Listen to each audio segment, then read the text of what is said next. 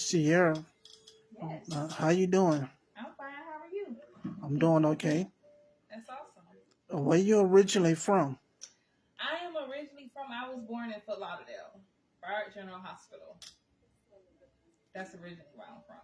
Now, where I was raised is a total different story. I've lived everywhere. So, I was sort of raised in Fort Lauderdale, Broward County, stayed a little bit in Miami, and, as a child, I was actually, I moved to Cali, and I was in Cali for 9 years, and then I came back to Florida. But I've lived pretty much from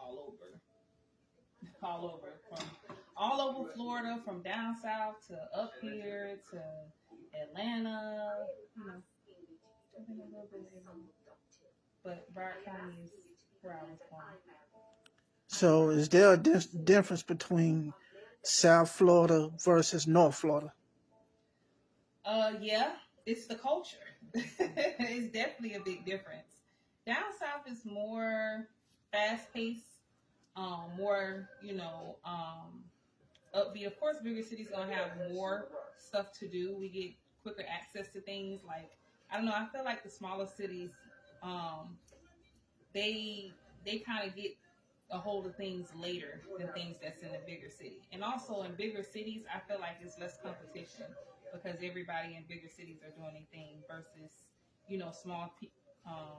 small cities. A lot of people, they be in competition with each other. When you're in a big city, it's too big for you to even notice. You know what I'm saying? So, but yeah, it's definitely a big difference between North Florida and South Florida. South Florida is South.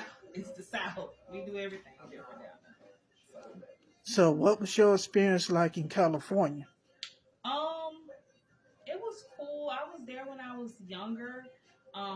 So I don't. I mean, I was living there. I can't really say that it was a place that I enjoyed since when I was like a kid, but since I've been older, California is nice. Like, I actually got to enjoy the beach and enjoy, what I'm saying, the culture down there. But I would say with Cali, the cost of living is so expensive. Like, gas there is like in double digits. So that's the difference between there. It's more Hollywood. Everybody want to be an actor. Everybody want to be a star.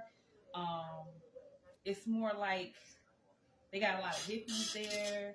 It's a lot different. Like, the culture and how things are is a lot different from Florida. Like, So, were you in like Los Angeles, LA, California? so the part of California that I lived in was in neither. I lived in Menlo Park, East Palo Alto, and Sacramento is the areas that I was in. And they were more like, oh yeah, I stayed in Redwood City too.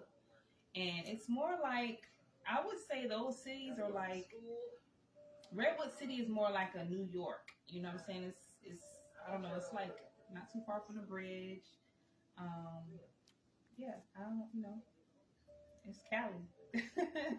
Their language is different. They have a lot of gangs there.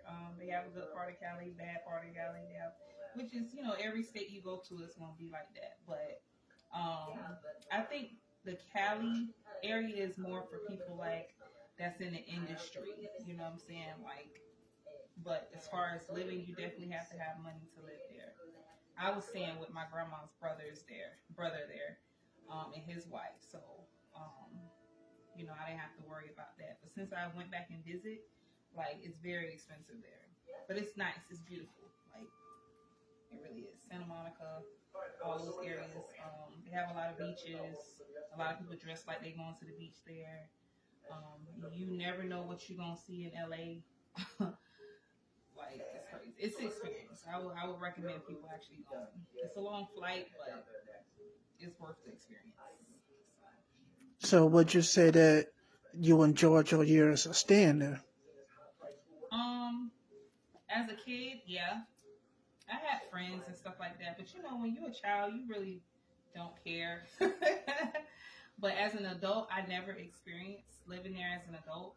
But that is not nowhere that I really desire to be. I would love to go there just to make money and come back because you get paid really good money. For what I'm doing here now, like a lace front there, they run like $1,500 for one head.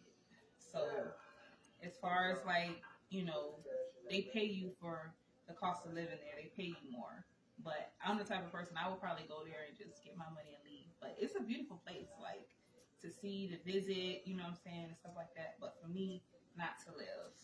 Even if I was rich, I don't think I would live in California. Now you were a hairstylist, so Yeah. like when did you start doing hair? So I started doing hair when I was like 13, and it actually originated like hair took my interest when I was actually in California with one of my aunts. I used to wash hair in her salon and stuff like that, and watch her, and I took interest from that. But really, since I was 13, I started braiding and playing my doll's hair, and I started out with braids. Um, I'm 39 now, so I've been in this hair game, a long time, over 25 years. It's been a long, long time. But I started with braids and dreads. That was my go-to. And then I switched over to doing laces. But hair is just my gift, and I just been utilizing my gift ever since. So would you say doing hair is one of your passions? It's my passion. It's my gift. It's my life. It's my therapy. It's everything. I love what I do. I love, what I'm saying, like, I just love it. I just love interacting with people. I love talking to my clients. I love building a relationship with them. with them. I love passion. I feel like hair is an art, you know what I'm saying? So it's just a difference from when you're doing it for the money and it's your passion. When it's your passion, it's like you could do this. I could do this all day. And like, I ain't gonna say never get tired, but like I enjoy it from the moment I get in here to the moment I leave versus me being on the clock. I want to come in late and leave early, but hair is it's just me. You know what I'm saying? So you're dedicated to it. I'm dedicated to it. I love it. It's my passion. I don't see myself really like even if I venture off from doing hair, it's going to be something related to hair, the hair industry. Even while what I'm saying, even if I'm not doing hair, like I'm on a hair reality TV show. It's always going to be revolving around hair in some form of fashion, even if it's not doing hair. Like it's something that has to do with the industry. Like this is definitely my industry. Now you also have your salon. I do have to. So how does it feel to be a business owner? It feels rewarding. It feels great. It's a lot of responsibility that comes with it. Um, Being a business owner has its ups and downs. The ups is rewarding. You're able to say you're a boss. You're able to accumulate revenue from it. It's something that's yours. You don't have to answer to anyone. You know what I'm saying? Like you're your own boss and everything. That's the upside about it. You know what I'm saying? You could turn your business into whatever it is you want to be. You could build it from the ground up. You know what I'm saying? It's a project. It's your baby. It's something that you're birthing. You feel me? But the downside about it is the responsibilities that come with it. You know what I'm saying? Excuse me. It's responsibilities, it's bills, it's money that you have to put up. Then sometimes you have customers that aren't happy. So you have to be able to handle everything, the good and the bad that comes with it. So is there freedom working for yourself? Yeah.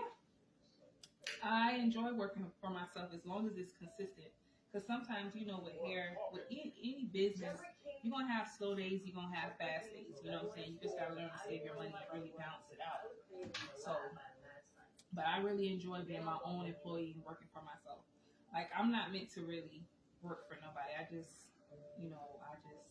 I'm not going to say my attitude or anything like that, but I'm going to just say, I really be having issues with authority. You know what I'm saying? Because some people, they get in positions and they take advantage of their position. You know what I'm saying? And that right there, it's been a humbling experience for me. Don't get me wrong. Last year I still worked and did hair because I just felt like I didn't want to depend on customers to pay my bills. Being that I have big bills, so I always had a side gig on the side or whatever, something that I did that was guaranteed. You know what I'm saying? But yeah, I enjoy what I do. Besides hair, I got my little group home, so that's set income or whatever. But other than that, I enjoy it. So what you said, you have the independent spirit. Yeah, I'm very independent. I've been independent since I was 17 years old. Yep, I know how to get out there, get it off the muscle. I ain't never, asked for no handout. Um, I'm the type of person that's definitely gonna make things happen independently, with or without anyone. So, but yeah. So does it feel good to be able to do more for self?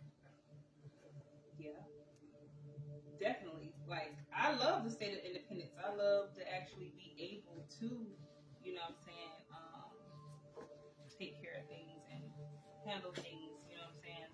I'm not gonna take all the credit with me handling things by myself. I'm gonna say God helped me with a lot.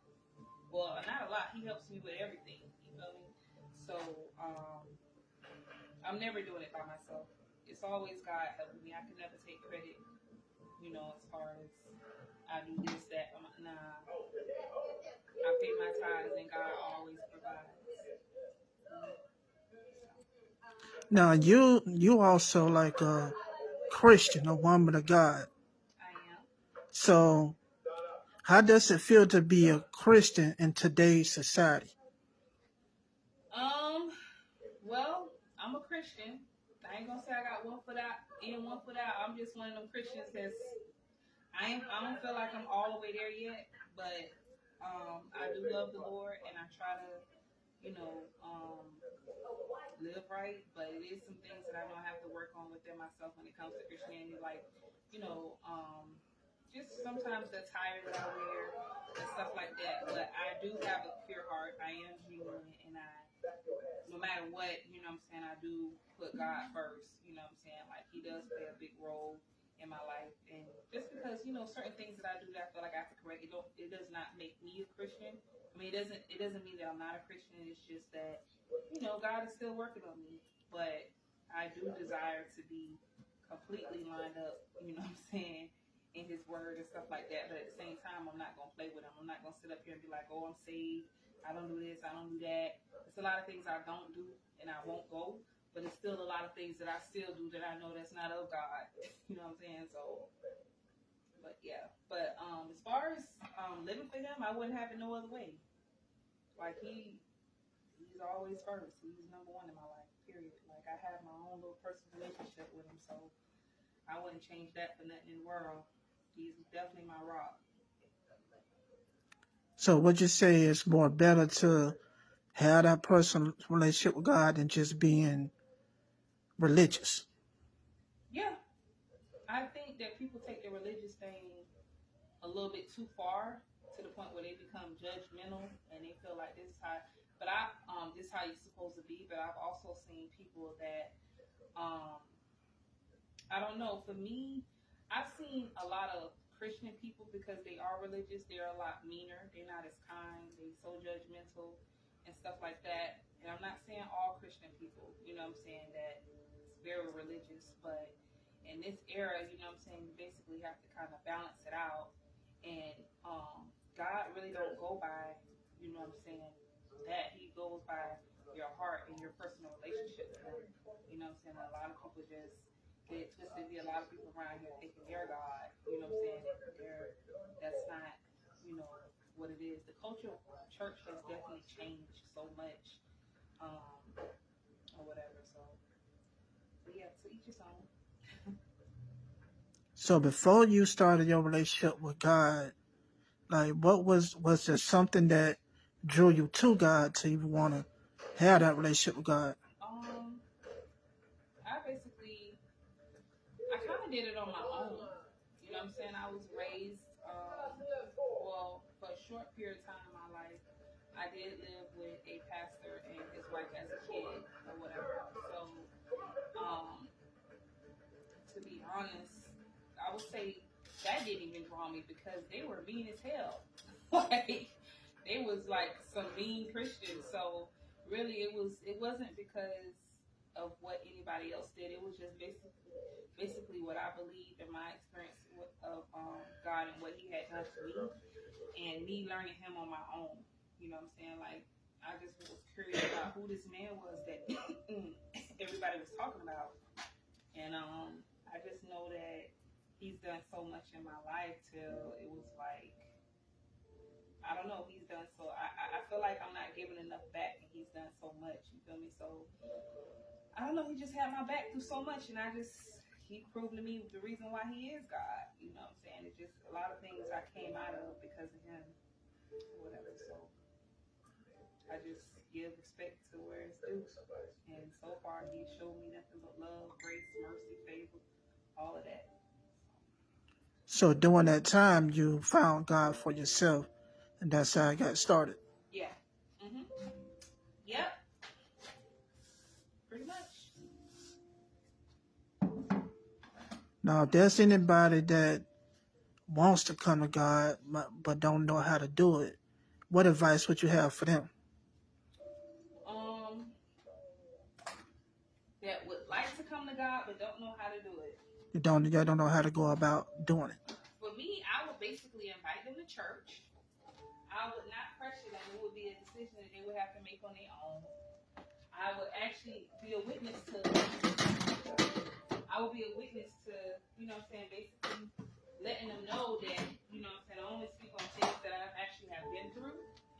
And, you know, I would basically let them know, you know, hey, you know, this is what I've been through. This is where God brought me from. This is what he did. And the same thing he did for me, he could do for you. You know what I'm saying? And I would just advise them to try them out for themselves.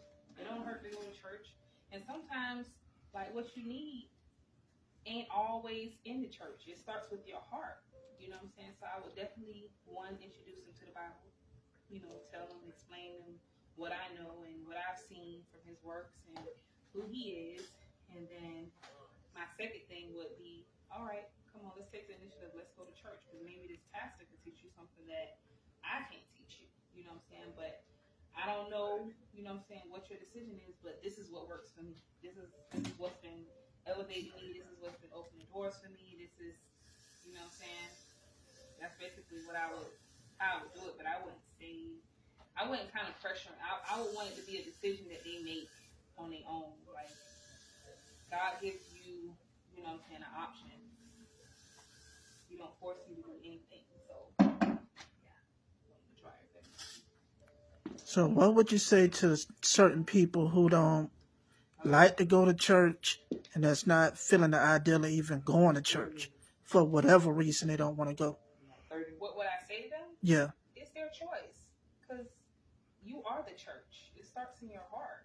You know what I'm saying? Like, I'm not judging you because you don't go. I feel like church will help, because the pastor could actually tell you things that, some things that different insights, you know what I'm saying, besides what you know or whatever. Like, it's always good to get different opinions, to get different people, you know what I'm saying, views of God, because there's some things that you can learn from a pastor that you can't teach yourself. So at the end of the day, it's not mandatory that you have to go to church, because, like, you know, the church is in you. You know what I'm saying? In your relationship with God. So I'm not the type of person to judge. No, you don't go to church. The only thing I would say is create your own personal relationship with God. That would be my advice. So would you say that a lot of us or all of us have the Holy Spirit within us? Yeah. I feel like every man is judged by their heart individually. That's what I feel. I feel like that's basically how I feel. Everybody's going to get judged individually by their heart. In their personal relationship with God.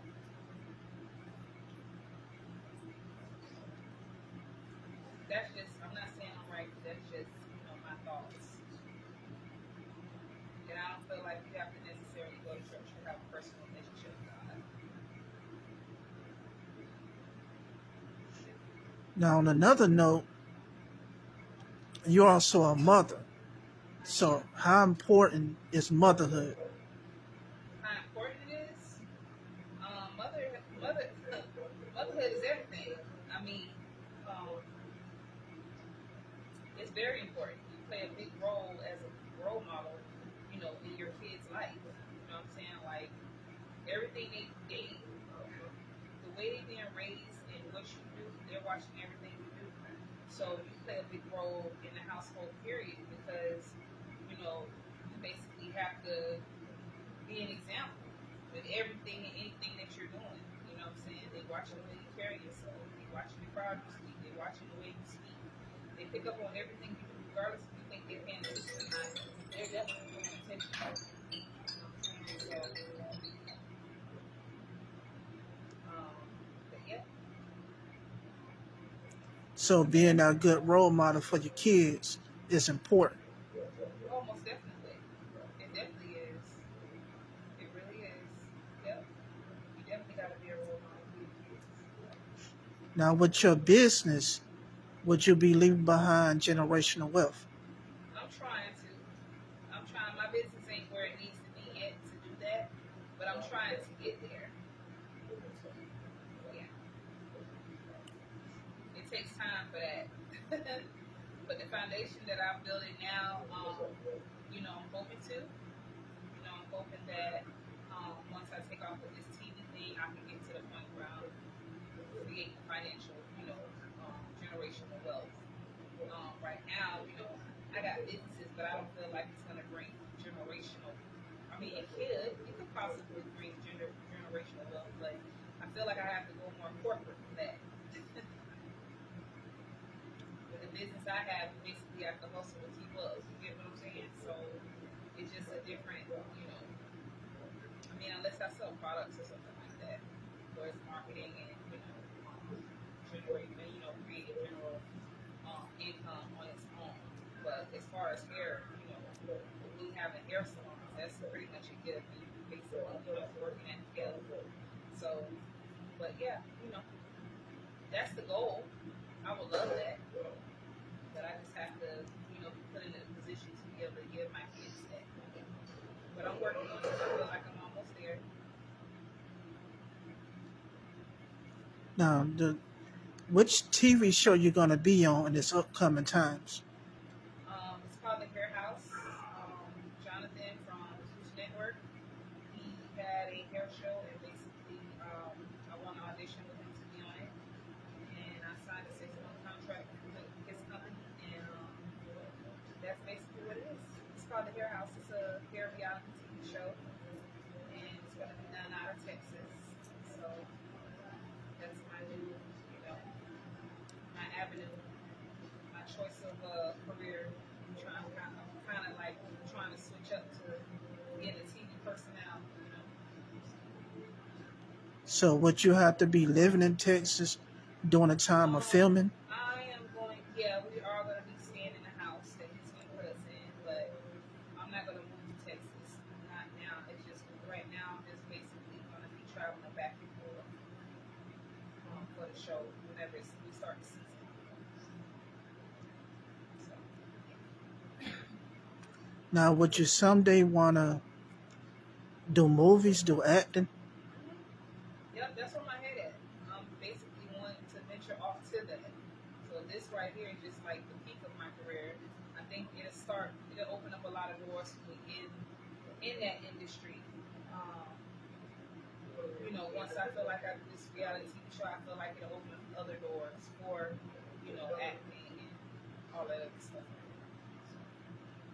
So, you come love. So would you say you're multi-talented? Yeah, definitely. I am. Now, what advice would your younger self give your older self? What advice would what? Your younger self give your older self? What advice would my younger self give my older self?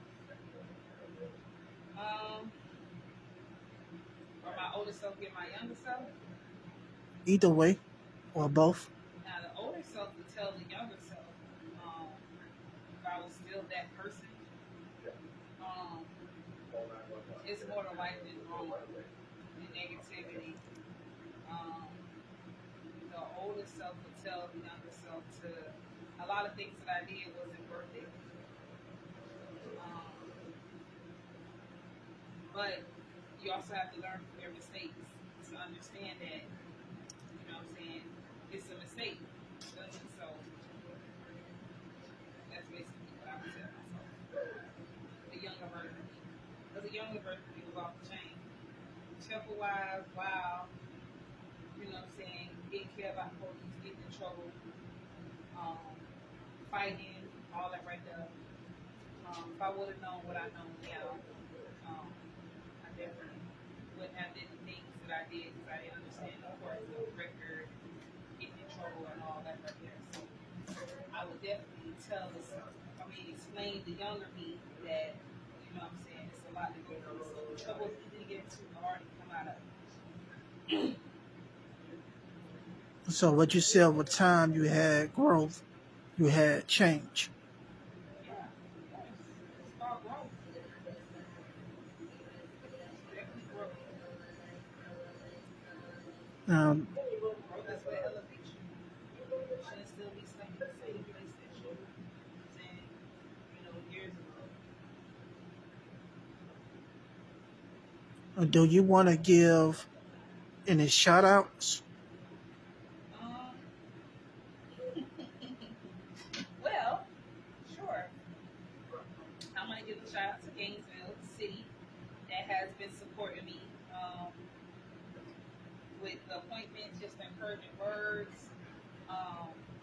just anything that was positive that was done out of love from Gainesville. I just want to say I appreciate y'all. I will never forget y'all. Also want to give a shout out to Jacksonville. Jacksonville has been very supportive since I moved there. And I appreciate everybody that's, been looking. Shout out to, all my fans, all my supporters. My number one backbone, which is God. Shout out to my husband for also being there for me mentally. Gator. And, that's pretty much it. Okay. Well, Ciara, thanks for your time.